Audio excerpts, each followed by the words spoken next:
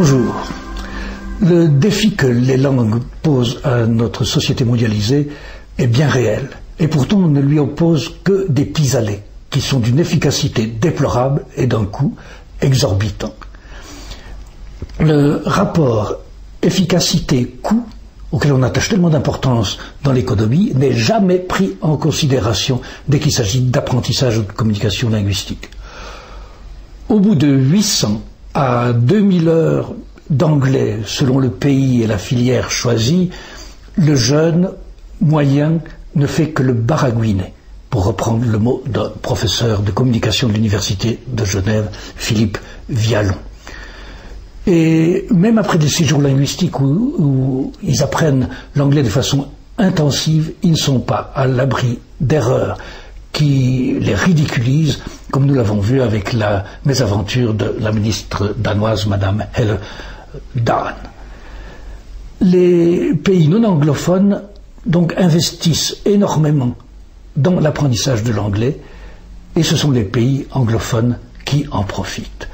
Le professeur d'économie François Grain a calculé que le Royaume-Uni de Grande-Bretagne et d'Irlande du Nord gagnait 17 à 18 milliards d'euros par année simplement du fait de la prédominance de l'anglais.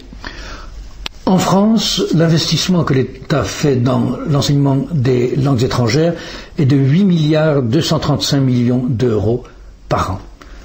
Au Royaume-Uni, il n'est que de 2 milliards. Le Royaume-Uni économise 100 euros par habitant par an, tout simplement parce qu'il enseigne beaucoup moins les langues étrangères. Et tout ça, ce sont des chiffres, bien sûr, mais ça ne représente pas l'investissement en efforts, en frustration, en découragement que font des millions et des millions de jeunes de par le monde pour se mettre dans le crâne les incohérences de l'anglais et pour constater que plus ils avancent et plus le but s'éloigne. Mais bien sûr, l'enseignement n'est pas le seul domaine où les langues coûtent quelque chose à la société. En Europe, le marché des services de traduction et d'interprétation représente 5 milliards d'euros, dont 50 à 60% concernent l'anglais. Ce qui, soit dit en passant, veut dire que l'anglais n'est pas la langue mondiale, parce que si c'était vraiment une langue mondiale, tout le monde le saurait et il n'y aurait pas besoin de traduire. Mais en fait, il faut traduire. La traduction coûte 13 centimes d'euros le mot de l'original. Ça veut dire à peu près 100 euros pour une page A4 à simple interligne. Et pour l'interprétation, il faut compter 1500 euros par jour, TVA comprise, pour 2 interprètes. Mais il faut toujours 2 interprètes, parce que l'interprétation simultanée exige énormément du système nerveux, et au bout d'une demi-heure, on ne tient plus le coup, il faut que le collègue vous relaie. Et d'autre part, il y a aussi toutes sortes d'aides que le collègue qui est dans la même cabine que vous peut donner. Par exemple, les personnes qui discutent utilisent un mot que vous n'arrivez pas à traduire. Vous l'avez sur le bout de la langue, mais il ne vous vient pas. Or, il est indispensable. Alors, à ce moment-là, le collègue vous l'inscrit sur un bout de papier, vous le met sous les yeux, et vous êtes ainsi sauvé. En plus, très souvent, l'interprète ne travaille pas à l'endroit où il habite. Alors, il faut ajouter à ses frais, les frais de voyage et de séjour. Mais tout ça, c'est pour les firmes et les personnes privées. Au niveau institutionnel, c'est très très difficile de savoir combien coûte la diversité des langues. Par exemple, à l'Union européenne, c'est très difficile parce qu'elle comporte toute une série d'institutions et chacune a son service de traduction et d'interprétation.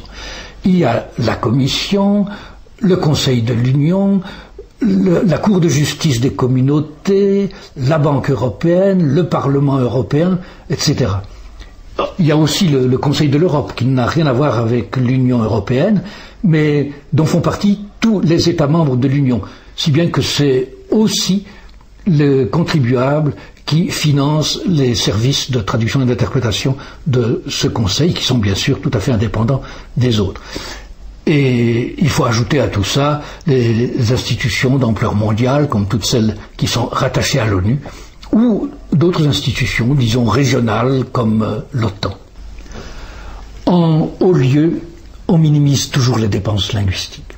Par exemple, pour ce qui est de l'Union européenne, on vous dit officiellement que ça ne coûte pas cher, ce n'est que 3 € par habitant par an. Mais là, il y a une double tromperie. Premièrement, l'argent qui est affecté à un certain but n'est plus disponible pour d'autres buts. C'est une évidence, c'est une lapalissade, mais il faut la dire et insister parce que les autorités et les médias font comme si ça n'avait aucune importance. 3 € par habitant par an, c'est pas grand-chose, mais en fait, ça représente 1,2 milliard d'euros. Eh bien, il faut comparer ça à ce qu'on pourrait faire d'autre. Chaque année, il y a dans le monde plus de 4 millions d'enfants de moins de 5 ans qui meurent d'une déshydratation provoquée par une maladie diarrhéique. Or, le traitement coûte extrêmement bon marché, 5 centimes d'euros par enfant. Autrement dit, pour sauver tous ces 4 millions d'enfants, il suffirait de 200 000 euros.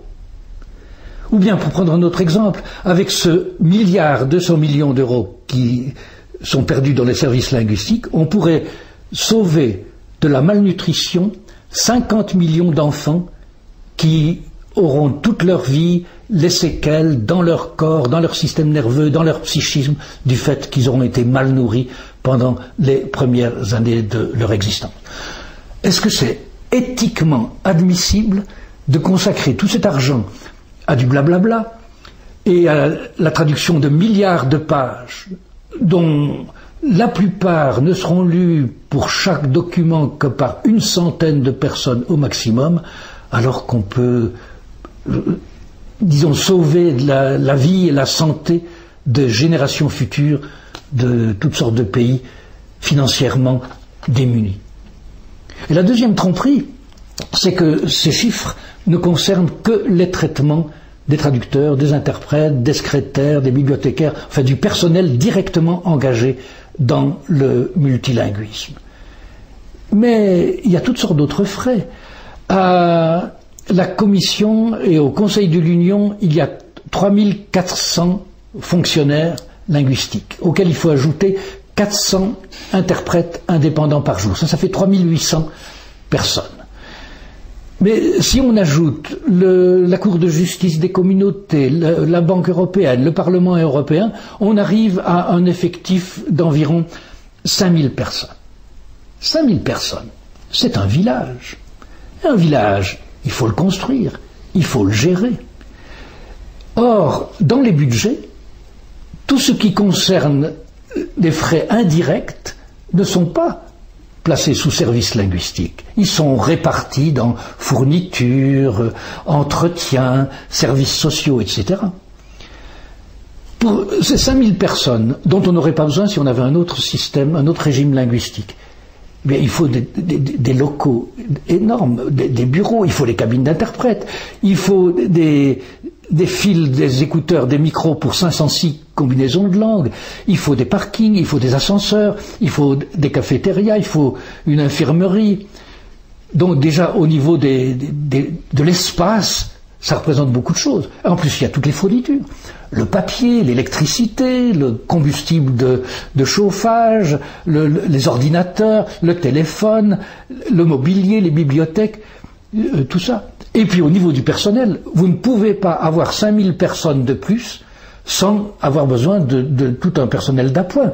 Et il y a des huissiers, des gardes, des nettoyeuses, mais aussi le personnel au service de la comptabilité, au service des voyages, aux services sociaux. Donc quand on vous dit que les dépenses de l'Union européenne c'est 1,2 milliard d'euros par année, on est très en dessous du coût réel tel qu'il serait si on n'avait pas ce régime linguistique extrêmement lourd et peu efficace. Et dans tout ça, je ne vous ai pas parlé des erreurs qui sont inévitables quand on passe d'une langue à l'autre, que ce soit oralement ou par écrit, et qui ont un coût considérable, comme vous pouvez l'imaginer. Bon, mais je vous donne rendez-vous à la prochaine émission où nous parlerons des idées reçues, des idées préconçues qui ont cours et qui empêchent de prendre le taureau par les cornes.